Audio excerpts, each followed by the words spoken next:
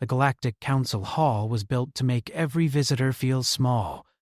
It floated above the planet Varel Prime like a silver crown, wide and endless, with walls of transparent crystal that showed stars drifting slowly beyond. Inside, the chamber stretched in a vast circle. Tier after tier of seats rose upward, each designed for a different species, some tall, some wide, some filled with water or mist. Lights glowed softly in colors no human name could fully describe. This was where the galaxy decided its future. On this day, the hall was more crowded than usual. Delegates from hundreds of species filled the chamber, their voices blending into a low, constant hum. Many were here for politics, trade, or power. But most were here for something far rarer, the Universal Mate Declaration. It was an ancient tradition, older than the Council itself. Only a few species still followed it, and even fewer allowed it to happen in public. When it did, the choice was sacred. Once spoken, it could not be ignored without breaking laws that even empires feared to challenge. At the center of the chamber stood a single circular platform, and on that platform stood a young alien girl. Her name was Lysara. She was smaller than most in the room, her slender frame wrapped in ceremonial fabric that shimmered like soft moonlight. Her skin carried a pale blue tone, faintly glowing, and thin lines of silver traced patterns along her arms, marks of her species, the Aerolith. The Aerolith were respected across the galaxy. They were ancient, disciplined, and proud of their bloodlines. They believed strongly in order, balance, and controlled evolution. For them, choosing a mate was not about emotion. It was about the future of their people. Lysara's long, dark eyes moved slowly across the chamber, but her expression remained calm. Inside, however, her heart beat fast. This was her choice. Below the platform, standing in a wide arc, were the candidates. They were exactly what everyone expected. Massive warriors with hardened armor and scarred bodies, psychic elites whose minds bent the air around them, noble heirs glowing with genetic enhancements and ancient symbols of power. Each had been approved by the Aerolith elders. Each represented strength, influence, and safety. The council watched closely.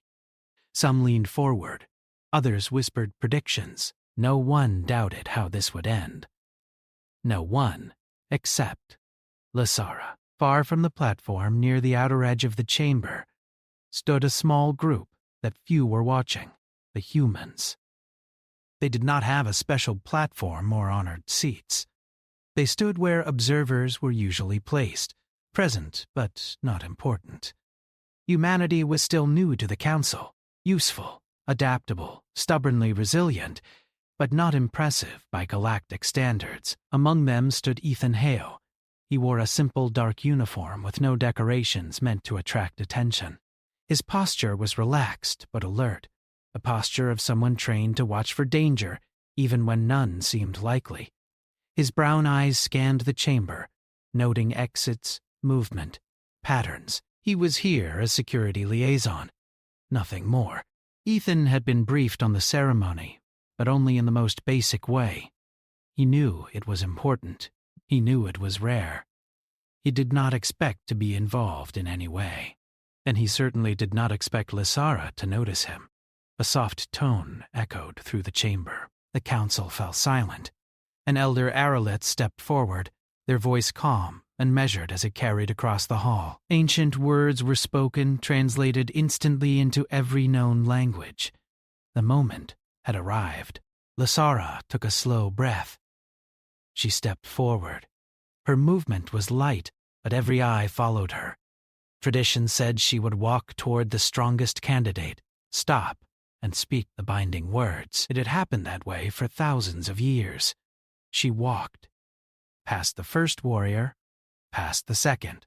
Murmurs spread through the chamber. She continued, her step steady, her gaze fixed ahead. The champions exchanged confused looks. Council members leaned forward. Some elders stiffened. Lysara did not stop. She turned, not toward the center, but toward the outer edge of the chamber. toward the observers, toward the humans. Ethan felt it before he understood it, the sudden shift in attention, the silence sharpening like a blade. He followed the direction of countless gazes and froze when he realized they were all focused on him. Lysara's eyes met his. The chamber seemed to stop breathing. She raised her voice. It was clear, steady, and carried across the hall without effort. She spoke the ancient words of bonding. Gasps echoed from every level of the council. For a heartbeat, no one moved. Then, chaos broke loose. Voices erupted. Shouts, protests, disbelief. Several council delegates stood at once. Aerolith elders spoke sharply among themselves, their controlled expressions cracking. "This is unacceptable," one voice rang out. "There must be an error. A human. This violates the spirit of the tradition." Ethan stood frozen, his mind racing. He looked around, half expecting someone to pull him back or declare a mistake. He had not moved. He had not spoken. He had done nothing. Lysara turned to face the council again. Her posture was straight, her hands relaxed at her sides. "I have made my choice," she said. An elder stepped forward, their tone firm but strained. "Lysara of the Aerolith, you are aware of the weight of this declaration." "Yes," she replied. "You are aware that this bond, if accepted, is permanent." "Yes." "You are aware that the chosen must give consent." Her gaze shifted back to Ethan. The chamber followed her eyes. All attention fell on the human. Ethan swallowed. His training told him to remain calm, but his heart hammered in his chest. He stepped forward slowly, stopping just short of the platform. "I think," he said carefully, "there's been a misunderstanding." His voice sounded small in the massive hall, but it carried. "I didn't ask for this." "I didn't influence anyone. I don't even fully understand what this means." Some delegates nodded, others scoffed. Lysara watched him closely. There was no fear in her eyes, only certainty. "That is why I chose you," she said softly, but the words still reached everyone else. Ethan looked at her, truly looked at her, and saw not a symbol or a political move, but a person making a decision the entire galaxy wanted her not to make. The elder raised a hand. The human must be informed. Then he must decide. A pause followed. Information flowed instantly into Ethan's implant. Laws, consequences, obligations. He felt the weight of it settle over him like gravity. If he accepted, nothing would ever be simple again. If he refused, Lysara would face disgrace, political damage, and possibly worse. He looked at the humans behind him. They said nothing. They trusted him to choose. He looked back at Lysara. "Why me?" he asked quietly. She answered without hesitation. "Because when your species arrives in disaster zones, you do not ask who deserves help. You help. Because when you fight, you protect those behind you. Because you stand here now, surrounded by power, and you are honest instead of proud." The council listened. Ethan exhaled slowly.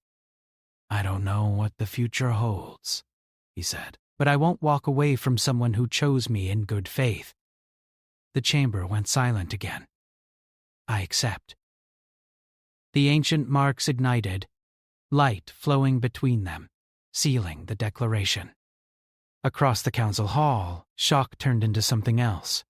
Fear, because in that moment, the galaxy realized something had changed, and it could not be undone. The light from the ancient marks faded slowly, but the silence in the council hall remained heavy and tense. Ethan stood beside Lysara on the central platform, feeling every eye in the chamber pressing against him. The bond had been accepted. The law had spoken. And yet, nothing felt settled. Council delegates began speaking all at once.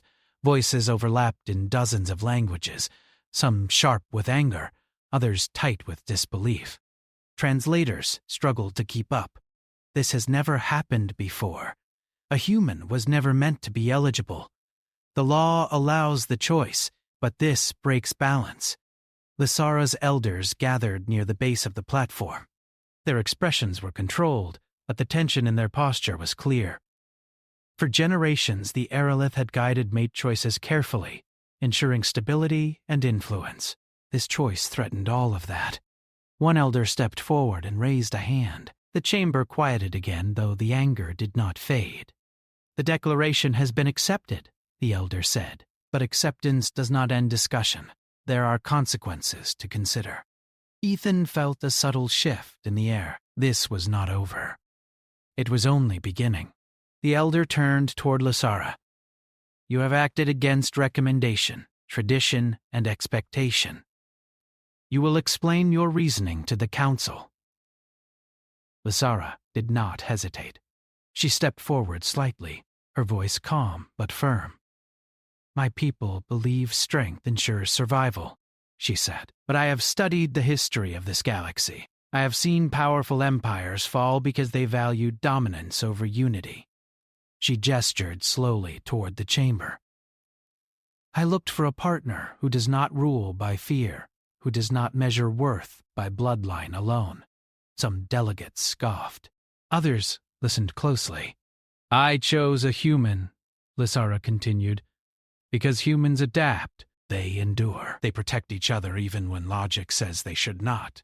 That is the strength my people will need in the future." A tall, armored delegate from a dominant species rose from his seat. "You speak of ideals," he said coldly. "But ideals do not defend borders. Can a human protect you when war comes?" Ethan felt the question hit him like a challenge meant to humiliate. Before he could speak, Lysara answered. "He already has," she said, without knowing it. The chamber stirred again. Ethan looked at her, surprised. She turned slightly toward him. "Your species sent aid ships to the Velnar system when their sun collapsed. No treaty required. You evacuated millions who were not your own." "My world watched," we learned. The delegate sat slowly, his expression unreadable. Still, opposition remained strong. Several council members demanded the bond be delayed, reviewed, or limited. Others suggested new requirements that would make acceptance nearly impossible. The law protected the bond, but the pressure was relentless. Finally, the High Moderator of the Council spoke. "The bond stands," the moderator declared. "But due to its unprecedented nature, both individuals will be placed under council observation until further notice." It was a compromise, one that pleased no one. Ethan and Lysara were escorted from the platform under heavy guard. Not as prisoners, but not as honored guests either. The path through the hall felt longer than before. Whispers followed them like shadows. They were led to a secured residence wing reserved for diplomatic figures. The door sealed behind them with a soft hum. For the first time since the ceremony, they were alone. Ethan let out a slow breath he felt he had been holding for hours. "That went about as badly as I expected." Lysara smiled faintly. "Worse, by Aerolith standards." He looked at her. "Are you okay?" "Yes," she said. "I knew there would be resistance." "But resistance means the choice mattered." There was a brief silence. "You didn't have to do this," Ethan said quietly. "Not for me." "I did not do it for you alone," she replied. "I did it because the galaxy is changing, and pretending otherwise will only make the fall harder." A soft chime interrupted them. A council message appeared in the air, requesting Ethan's presence for a separate briefing. Humans were being called to respond to formal accusations, claims of manipulation, coercion, and political interference. Ethan sighed. "Guess that's my cue." Lysara nodded. "Be careful. Some will want you to fail." Outside the residence, Ethan joined a small group of human representatives. Their faces were serious, but none looked angry at him. If anything, they looked concerned. "They're coming after us," one diplomat said quietly. "Not openly yet, but they're testing the ground." The briefing room was cold and sterile. Council investigators asked sharp questions, probing for any sign of influence or secret planning. Ethan answered honestly, even when the truth made him look unimportant. "I didn't know her," he said again and again. "I didn't ask for this. But I didn't expect it." Some investigators seemed disappointed. Others were unsettled. After hours of questioning, Ethan was released. No charges. No apology. Outside, tension in the station had grown thicker. Security patrols doubled. Species known for aggression watched the humans openly now, their gazes no longer neutral. Back in the residence wing, Lysara met him at the door. "They are arguing about you," she said. "About humans." "That was fast," Ethan replied. "Change frightens those who benefit from the old ways." Later, as the artificial night cycle dimmed the lights, Lysara stood near the window, watching stars drift past. "My people may try to recall me," she said quietly. "They cannot break the bond, but they can isolate me." Ethan leaned against the wall. "If they try anything like that, humans won't ignore it." She turned to him. "That is another reason they are afraid." A sharp alert interrupted the moment. "Security breach." The lights shifted to warning red.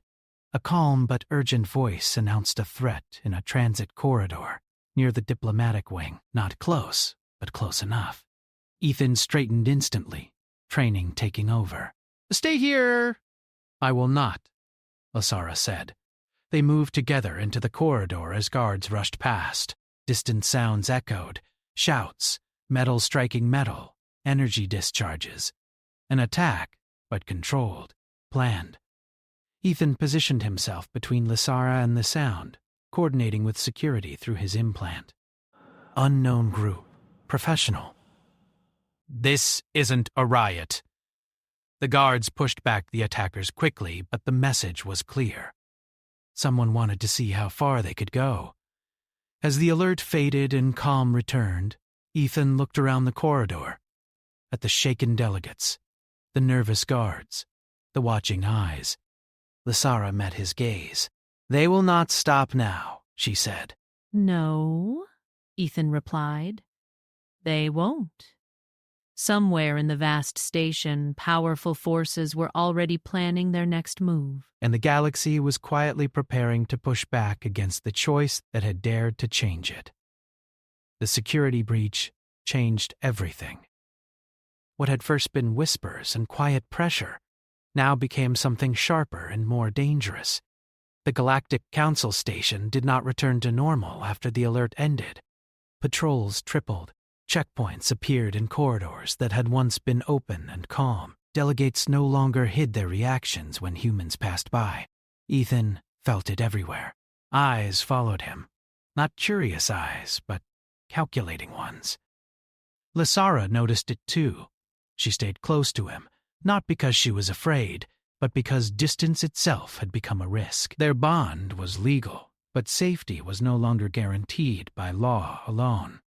2 days after the breach, the Council announced a joint inspection mission. Officially, it was meant to show unity and calm tensions.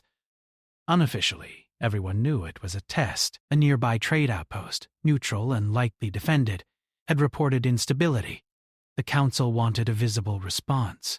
Multiple species would send representatives. Humans were asked, politely but firmly, to participate. Ethan understood what it meant. They wanted to see humans under pressure. The shuttle ride to the outpost was quiet. Lysara sat across from Ethan, her hands folded, her posture composed. Around them were guards and delegates from several species. No one spoke more than necessary. When the shuttle docked, the first sign of trouble was the silence. The outpost should have been busy. Traders, workers, signals, movement. Instead, the corridors were empty. Lights dimmed low. Emergency power humming beneath the floor. Ethan raised a hand slightly, signaling the human guards to slow down. His voice stayed calm. "This feels staged?" Before anyone could respond, the first explosion hit. Not large enough to tear the station apart, but strong enough to knock people off balance. The lights went out completely. Chaos followed. Alarms screamed.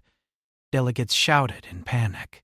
Some guards fired blindly into the dark, making things worse. Ethan moved without thinking. "Lights off!" he shouted. "Stop firing!" His voice cut through the noise. He grabbed Lysara's arm, pulling her close, positioning himself between her and the corridor ahead. His implant mapped the space quickly. Heat signatures appeared, too many, moving fast. "This is an ambush," Ethan said sharply. "They're testing response, not killing everyone." "Why?" one delegate demanded. "To see who protects who," Ethan replied. The attackers struck in waves, fast, coordinated, disciplined. Not pirates, not rebels. Professionals. Ethan coordinated with human units instantly, forming a moving defense around the non-combatants. Humans took hits meant for others, pulled injured aliens to cover, sealed doors to slow attackers instead of chasing kills. Lysara watched it all. She saw humans shielding beings twice their size. She saw one human medic drag a wounded insectoid delegate through smoke while under fire. No hesitation. No calculation. The attackers pressed harder. A heavy blast tore through the far corridor, collapsing part of the structure. Debris fell. One delegate was trapped, pinned beneath metal far too heavy for most species to lift. Without orders, 3 humans rushed forward. Ethan joined them. They strained together, muscles screaming, hands bleeding as they lifted the wreckage inch by inch. It was slow, painful, dangerous, but they did not stop. The delegate was pulled free just as another explosion rocked the hall. When security reinforcements finally arrived, the attackers withdrew smoothly, disappearing into hidden escape routes. Silence followed again, broken only by alarms and labored breathing. The outpost was damaged, but it still stood. No delegates were dead. That fact alone stunned the council. Back aboard the station, footage spread quickly. Not edited, not polished. Raw recordings from dozens of angles. The galaxy watched humans choose protection over dominance. Some species were unsettled. Others were shaken. In an emergency council session, accusations flew again, but they were weaker now, less certain. "Humans staged this," one delegate claimed. "Then why did they bleed for us?" Another shot back. Lysara was asked to speak, but she did not. Instead, a delegate from a species long ignored by the council rose slowly. "We were saved by humans," they said. No one ordered them. They did not demand reward. If this is manipulation, then it is the strangest kind I have ever seen.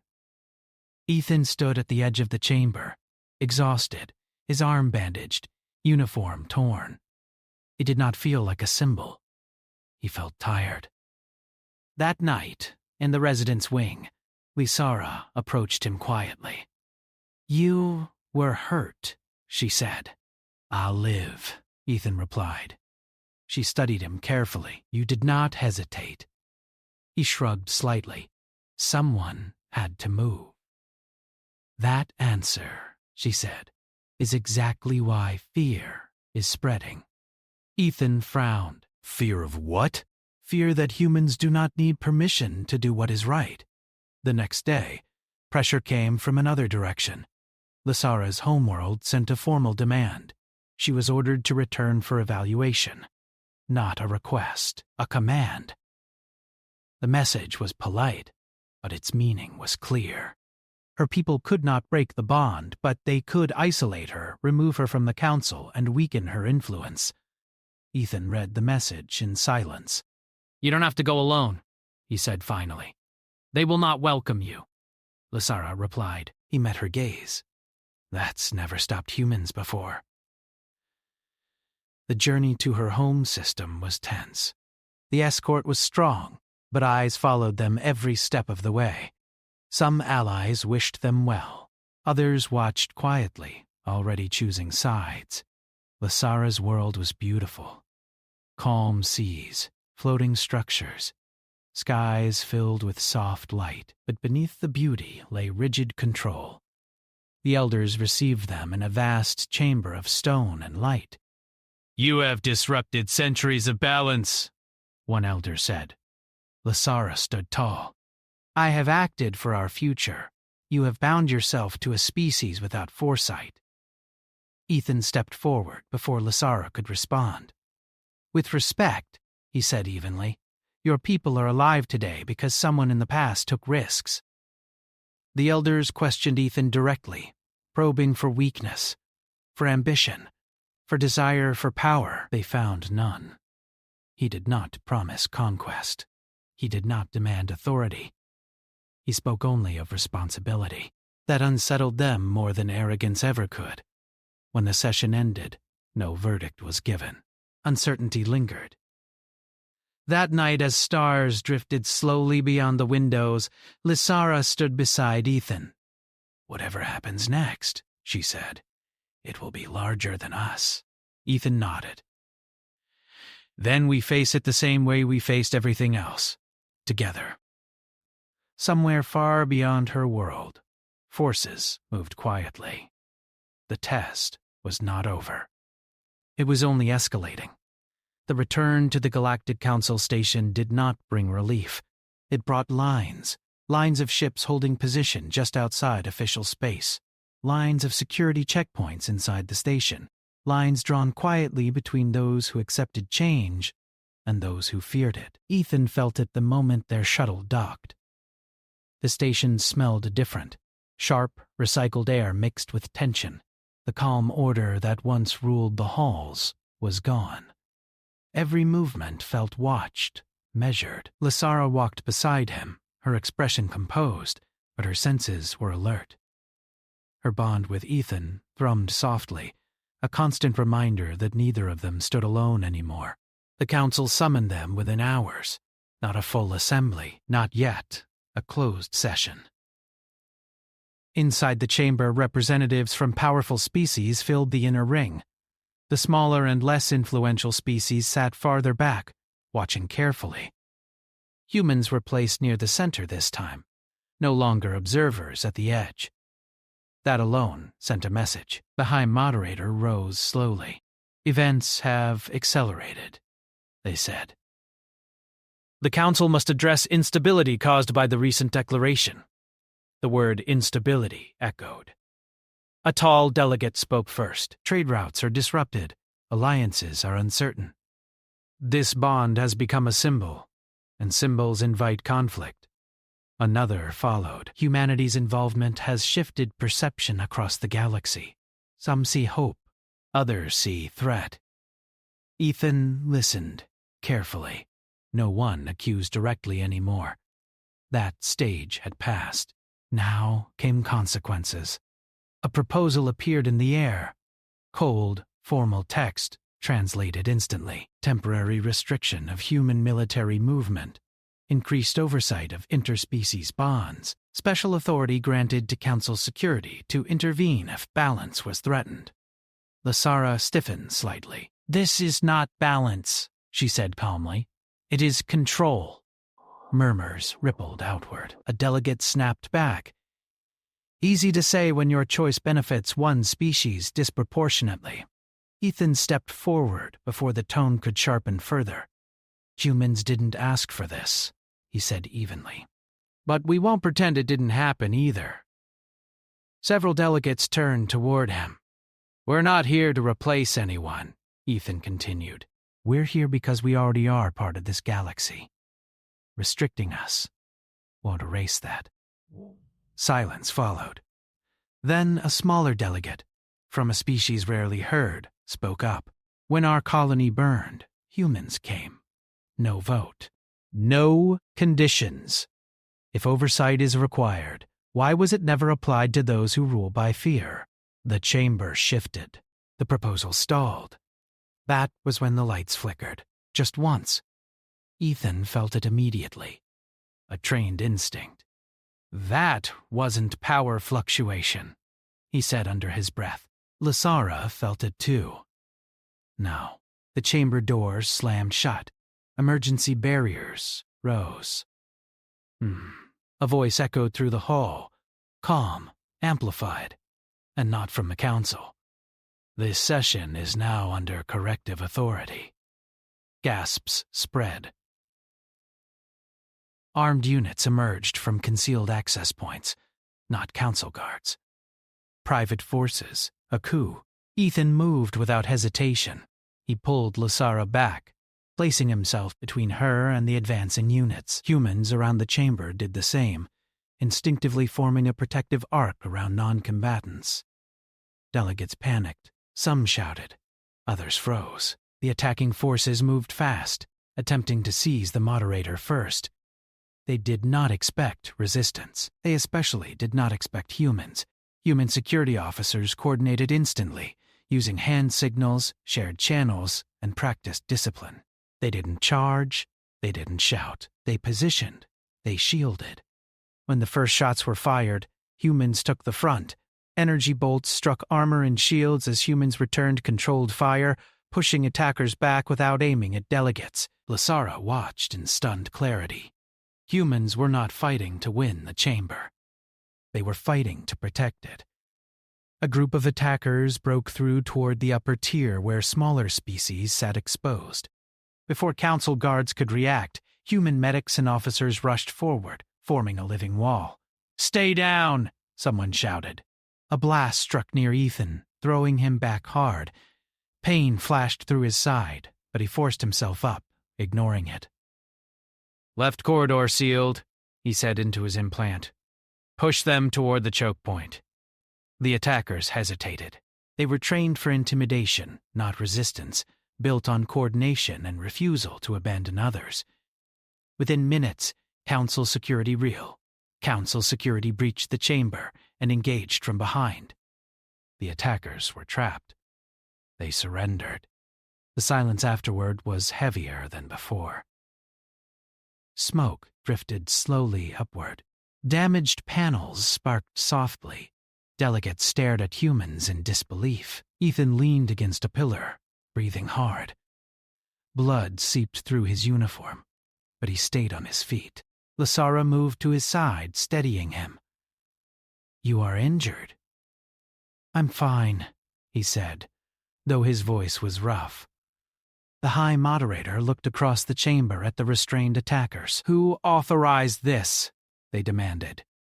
No answer came, but the truth was already clear. Someone powerful had tried to force the future back into place.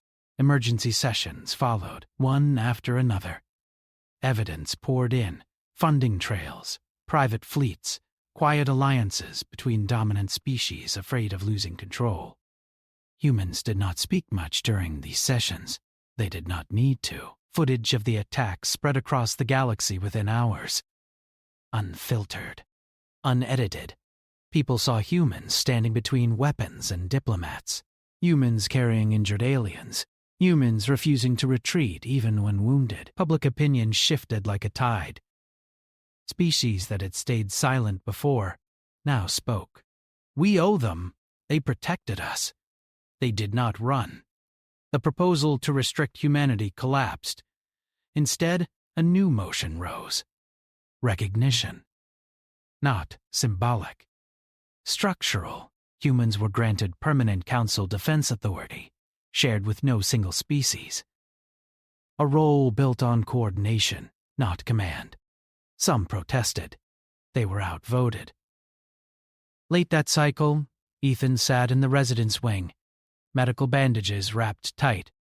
He felt exhausted in a way that went beyond the body. Lysara sat beside him, quiet for a long time. "They tried to erase the future," she said softly. "And failed," Ethan replied. She looked at him. "You understand what this means now, don't you?" He nodded slowly. "We can't go back to being unnoticed." "No," she agreed. "But you can choose what you become." Outside the window, council ships moved into new formations, no longer separated by species but mixed. A small change, a powerful one. The galaxy had tried to push back. Instead, it had revealed the answer it feared most.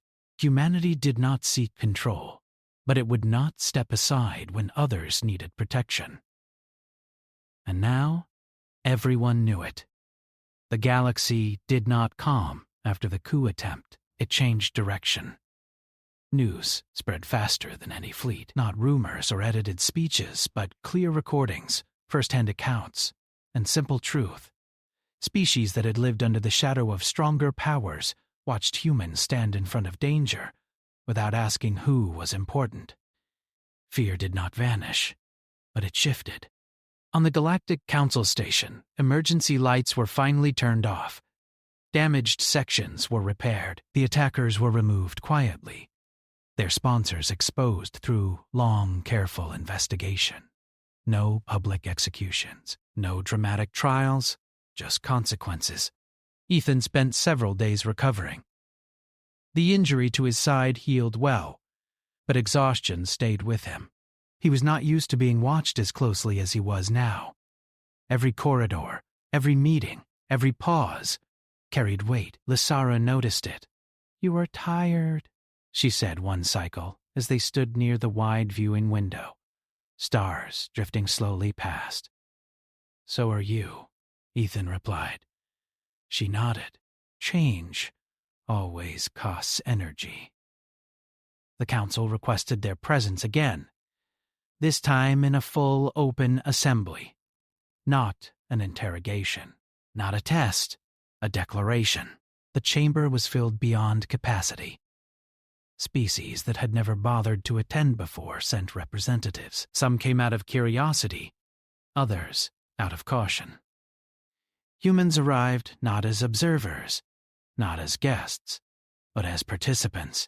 When Ethan and Lysara stepped forward together, the chamber quieted naturally. No command was given, no signal sounded. It simply happened. The High Moderator stood. Their voice was steady, but carried a note of something new: respect. The events surrounding the Universal Mate Declaration revealed fractures long ignored, the moderator said. They also revealed strengths underestimated. Eyes turned toward Ethan. Humanity demonstrated a principle this council has spoken of for centuries but rarely practiced: shared responsibility. A projection appeared, showing new protocols: defense cooperation without dominance, emergency response without hierarchy, mutual aid written into law, not charity. "The Council recognizes humanity as a stabilizing force," the moderator continued. "Not because of power, but because of conduct." Some delegates looked uneasy, others looked relieved. The motion passed. Not unanimously, but decisively. Lysara's people requested the floor next. An elder stepped forward, posture formal, expression thoughtful rather than rigid. "Our traditions were built for a different galaxy," the elder said. "We believed purity ensured survival. We were wrong." A ripple spread through the chamber. "We do not withdraw our daughter," the elder continued. "We learn from her." Lysara inhaled softly. She did not smile, but something eased behind her eyes. The session ended without applause. It did not need it. In the cycles that followed, changes continued quietly. Joint patrols formed. Mixed crews trained together. Old rivals shared corridors without incident. Not harmony, but possibility. Ethan found himself advising more than fighting now. Humans were good at systems, logistics, coordination. The galaxy discovered it needed that more than conquest.